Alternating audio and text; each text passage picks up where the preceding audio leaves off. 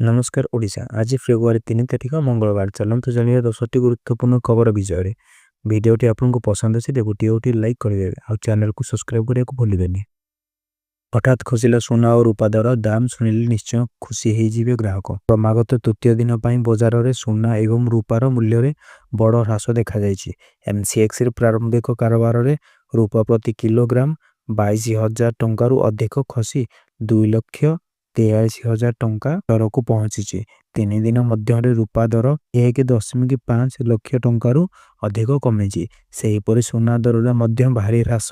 April delivery पर सोना 10 ग्राम प्रति प्राय 7,700 टंका कमी 1,40,000 टंका को आसी। विशेषज्ञ मतरे अंतर्जातीय बजार दुर्बलता और लाभनियणा कारोबार यही ह्रासर मुख्य कारण। पछकु हटेला अमेरिका चुक्ति सदाबही ह्रास कले राष्ट्रपति डोनाल्ड ट्रम्प। ईरान अमेरिका मध्य शांति आलोचना खोलिला नुआ दर। मास धरी चली गतिरोधर अंत घटाइबाकू एक बड़ कूटनैतिक पदक्षेप निया जाउछि। सूत्र अनुसार चलित सप्ताह तुर्कीर अंकारारे ईरान और अमेरिका मध्य शांति चुक्तिनामा नहीं गुरुत्वपूर्ण बैठक हो पारे। एही आलोचना प्रक्रिया को मिशन कतार और तुर्की आगे नेउथिबा सूचना मिली। कूटनैतिक सूत्र मत अनुसार उच्च पदस्थ ईरानी अधिकारी माने अमेरिकार राष्ट्रदूत स्टीव वोफकों सह साक्षात करि पारंती। एही बैठक को अंतर्जातीय राजनीति रे एक बड़ मोड़ बोली देखा जाउछि। पूर्वतन सेना मुख्यଙ୍କ पुस्तक को नहीं लोकसभा भयंकर हंगामा। शाह राहुल मुहांमुही गृहला उत्तापित। लोकसभा राष्ट्रपति अभिभाषण पर आलोचना समय विरोधी दल नेता राहुल गांधी एक मंतव्य को नहीं हट्टगोल सृष्टि होइथिला। चीन और डोकलाम प्रसंग उठाई राहुल गांधी पूर्वतन सेना मुख्य जेनेराल मनोज नरवणे पुस्तक उल्लेख करथिले। से गृहरे दाबी करथिले जे नरवणे पुस्तक रे डोकलामा निकट में चीन सेनार टैंक थिबा कथा उल्लेख अछि। यापर शासक दल पक्षर तीव्र प्रतिवाद होइथिला। प्रतिरक्षा मंत्री राजनाथ सिंह गृहरे एपरि मंतव्य और पुस्तक उपरे आपत्ति उठाइथिले। हंगामा जोगु किछि समय पई गृहर कार्यवाही बाधाप्राप्त होइथिला। भारत बांग्लादेश प्रसंग को नहीं पुणी उत्तेजना। भारत जदि बांग्लादेश उपर आक्रमण करे तेबे पाकिस्तान प्रतिशोध नेब एपरि धमक देइछि पाकिस्तान प्रधानमंत्री शहबाज शरीफ दल पाकिस्तान मुस्लिम लीग नरवाज नेता कामरान सईद उस्मानी एही विवादित बयान देइछन्ति।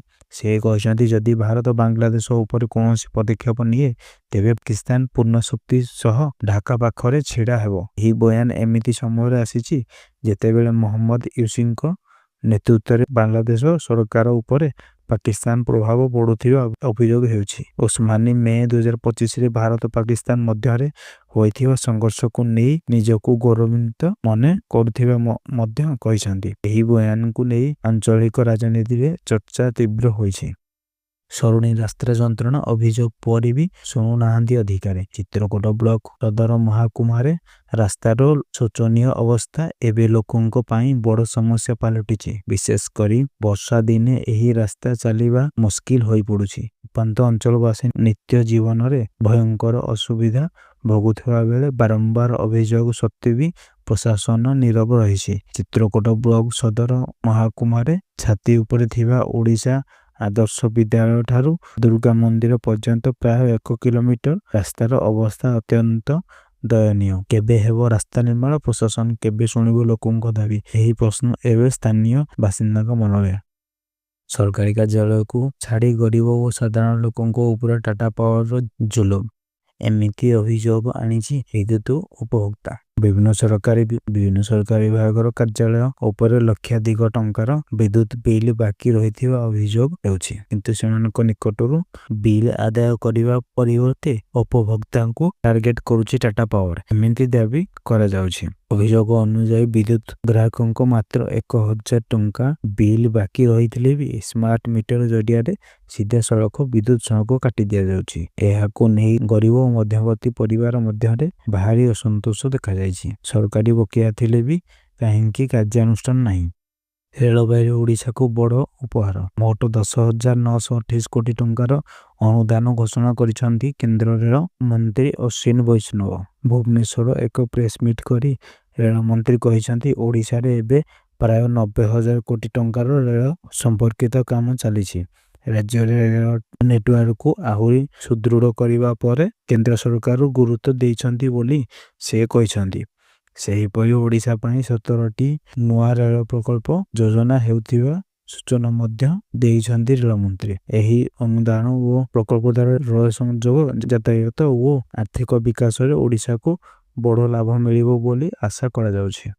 ମୁଖ୍ୟମନ୍ତ୍ରୀଙ୍କ ଦିନିକିଆ ରାୟଗଡ଼ା ଗସ୍ତ, 561 କୋଟି ଟଙ୍କା ବିକଳ୍ପ ପ୍ରକଳ୍ପ ଶିଳାନ୍ୟାସ କରିବେ। ଆଜି ମୁଖ୍ୟମନ୍ତ୍ରୀ ମୋହନ ମାଝୀ ଦିନିକିଆ ଗସ୍ତରେ ରାୟଗଡ଼ା ଆସୁଛନ୍ତି। ଦିନ 11:30 ସମୟରେ GISR ନିକଟ ଜେଏସ୍ ପଡ଼ିଆରେ ସେ ପହଞ୍ଚିବେ। ପ୍ରଥମ ମୁଖ୍ୟମନ୍ତ୍ରୀ 108 ଖଣ୍ଡିଆ ବୈଦିକ ବିଶ୍ୱଶାନ୍ତି ମହାଯଜ୍ଞରେ ଯୋଗ ଦେବେ, ପୂର୍ଣ୍ଣାହୁତି ଦେବେ। ଏହାପରେ ଜିଲ୍ଲା ନାରୀ ଶକ୍ତିଙ୍କ ସଶକ୍ତ ପ୍ରଦର୍ଶନ ସୁଭଦ୍ରା ଶକ୍ତି ମେଳାର ଉଦ୍ଘାଟନ କରିବେ। ସେଠାରେ ସ୍ୱୟଂ ସହାୟତା ଗୋଷ୍ଠୀର ମହିଳାମାନେ ବିଭିନ୍ନ ସହାୟତା ପ୍ରଦାନ କରିବା ସହ 561 କୋଟି ଟଙ୍କାର ଉନ୍ନୟନ ପ୍ରକଳ୍ପ ଶିଳାନ୍ୟାସ କରିବେ। ଏହି ଗସ୍ତକୁ ରାୟଗଡ଼ା ଜିଲ୍ଲା ପାଇଁ ବଡ଼ ବିକାଶ ଆଶାର ସୂଚନା ବୋଲି ଦେଖାଯାଉଛି।